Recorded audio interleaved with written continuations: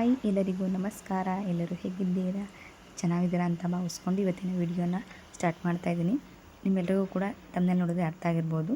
ಅಂದರೆ ನಾವು family trip ಜೊತೆಯಲ್ಲಿ ನಮ್ಮ ಆ್ಯನಿವರ್ಸರಿ ಸೆಲೆಬ್ರೇಷನ್ ಮಾಡಿದ್ದು ಅದೊಂದು ಚಿಕ್ಕದು ವಿಡಿಯೋ ಮಾಡಿ ನಿಮಗೆ ತೋರಿಸ್ಬೇಕು ಅಂದ್ಕೊಂಡಿದ್ದೀನಿ.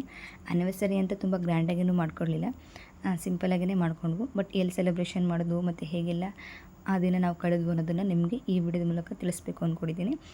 ಆದರೆ ಹಿಂದಿನ 2-3 ದಿನದಲ್ಲಿ ನಾವು ಫ್ಯಾಮಿಲಿ ಟ್ರಿಪ್ ಮಾಡಿದ್ವು. ಮೊದಲಿಗೆ ಆ ವಿಡಿಯೋ ನೋಡ್ಕೊಂಡು ಬನ್ನಿ, ಆಮೇಲೆ ಆ್ಯನಿವರ್ಸರಿ ವಿಡಿಯೋ ನೋಡೋಣ. ಮೊದಲಿಗೆ ನಮ್ಮ ಫ್ಯಾಮಿಲಿ ಎಲ್ಲ ಹೋಗಿದ್ದು ಕಾರ್ಯ ಸಿದ್ದೇಶ್ವರ ಸ್ವಾಮಿ ಬೆಟ್ಟ ಅಂತ. ಬನ್ನಿ, ಬೆಟ್ಟದ ಏನು ವಿಶೇಷತೆ ಇದೆ, ಹಾಗೆ ಬೆಟ್ಟ ಹೇಗಿದೆ ಒಳಗಡೆ ಎಲ್ಲ ವಿಡಿಯೋ ಮಾಡಿದ್ದೀನಿ, ನೋಡೋಣ.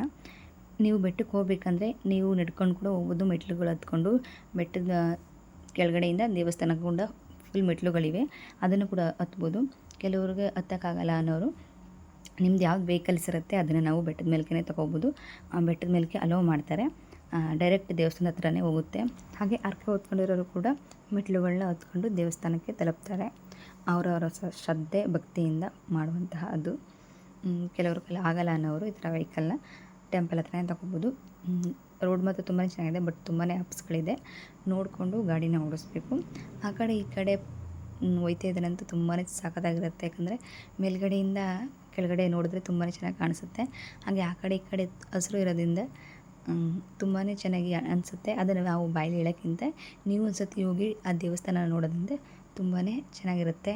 ಈ ಟೈಮಲ್ಲಿ ಗಿಡಗಳೆಲ್ಲ ಚಿಗುರಿರೋದ್ರಿಂದ ನೋಡೋಕ್ಕೆ ತುಂಬಾ ಚೆನ್ನಾಗಿ ಕಾಣಿಸುತ್ತೆ.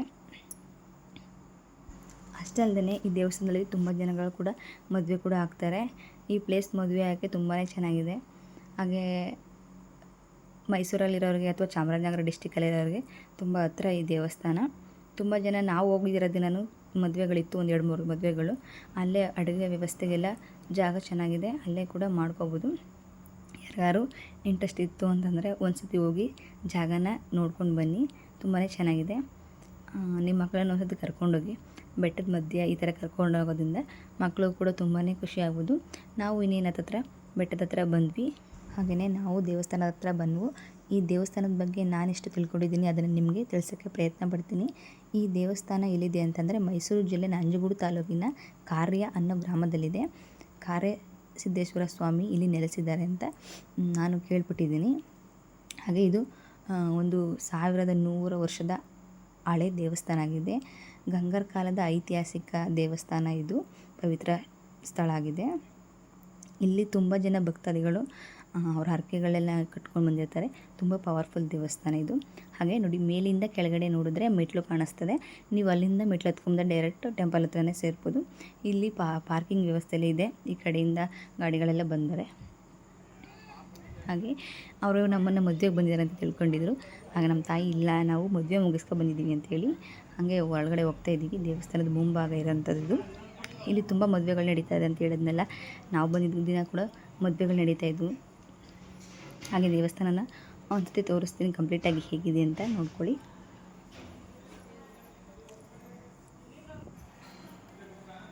ಇಲ್ಲಿರೋದು ಇದು ಮೂಲ ವಿಗ್ರಹ. ದೇವಸ್ಥಾನದಲ್ಲಿ ವಿಡಿಯೋ ಮಾಡ್ಬೋದು, ವಿಡಿಯೋ ಮಾಡೋಕ್ಕೆಲ್ಲ ಪರ್ಮಿಷನ್ ಕೊಟ್ಟಿದ್ರು ಅವರು. ಹಾಗೆ ಒಂದು ಸತಿ ನಿಮಗೆ ತೋರಿಸ್ತಾ ಇದ್ದೀನಿ. ಹಾಗೆ ಇಲ್ಲಿ ಜಾತ್ರೆ ಕೂಡ ನಡೆಯುತ್ತೆ. ಜಾತ್ರೆ ಟೈಮಲ್ಲಿ ಸುತ್ತಮುತ್ತ ಹಳ್ಳಿಯವರೆಲ್ಲ ಬಂದು ಜಾತ್ರೆನ ನೋಡಿಕೊಂಡು ಪೂಜೆ ಎಲ್ಲ ಮಾಡಿಸ್ಕೊಂಡು ಹರಕೆ ಇದ್ದರೆ ಹರಕೆನ ಸಲ್ಲಿಸಿ ಹೋಗ್ತಾರೆ. ಈ ಸ್ಥಳದ ಇತಿಹಾಸ ಇದಾಗಿತ್ತು. ಇದೆಲ್ಲ ಮುಗಿಸ್ಕೊಂಡು ನಾವು ನೆಕ್ಸ್ಟ್ ಬಂದಿದ್ದೆ ನಂಜನಗೂಡು ಫ್ಯಾಮಿಲಿ ಟ್ರಿಪ್ ಬಂದಿದ್ವು. ಅದು ವಿಡಿಯೋನೂ ಹಾಕಿಲ್ಲ, ಬಟ್ ನಾವೇ ಆ್ಯನಿವರ್ಸರಿ ಸೆಲೆಬ್ರೇಷನ್ ಮಾಡೋಕ್ಕಂತ ಹೋಗಿದ್ದು ನಂಜನಗೂಡು.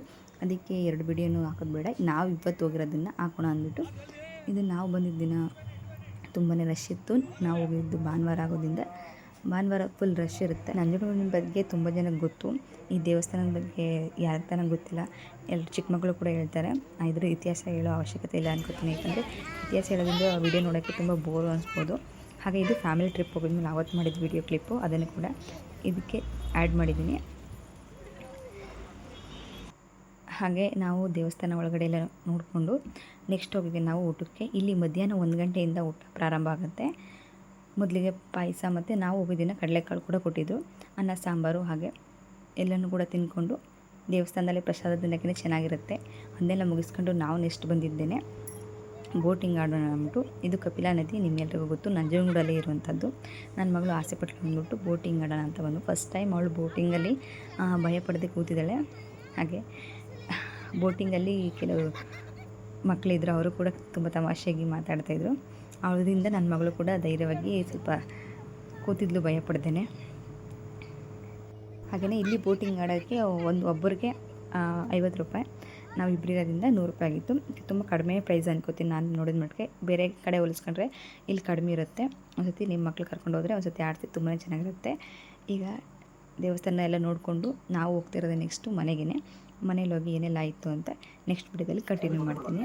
ಮನೆಗೆ ಬಂದ ತಕ್ಷಣ ಫ್ರೆಶಪ್ ಆಗಿ ನೆಕ್ಸ್ಟು ಕೇಕ್ದು ಒಂದು ಚಿಕ್ಕ ಸೆಲೆಬ್ರೇಷನ್ ಮಾಡೋಣ ಅಂದ್ಬಿಟ್ಟು ಕೇಕ್ ಕಟಿಂಗ್ ಮಾಡ್ತಿದ್ನು.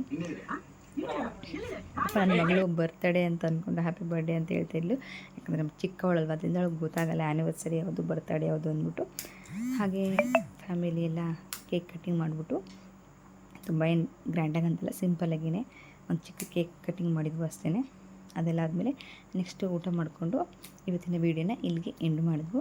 ಎಲ್ಲರಿಗೂ ಇವತ್ತಿನ ವೀಡಿಯೋ ಇಷ್ಟ ಆಗಿದೆ ಅಂತ ತಿಳ್ಕೊತೀನಿ. ಪ್ಲೀಸ್ ಇಷ್ಟ ಆಗಿದರೆ ಒಂದು ಲೈಕ್ ಮಾಡಿ, ಹಾಗೆ ನಮ್ಮ ಚಾನಲ್ಗೆ ಸಪೋರ್ಟ್ ಮಾಡಿ, ಸಬ್ಸ್ಕ್ರೈಬ್ ಮಾಡ್ಕೊಳ್ಳಿ. ನೆಕ್ಸ್ಟ್ ವೀಡಿಯೋದಲ್ಲಿ ಸಿಗೋಣ.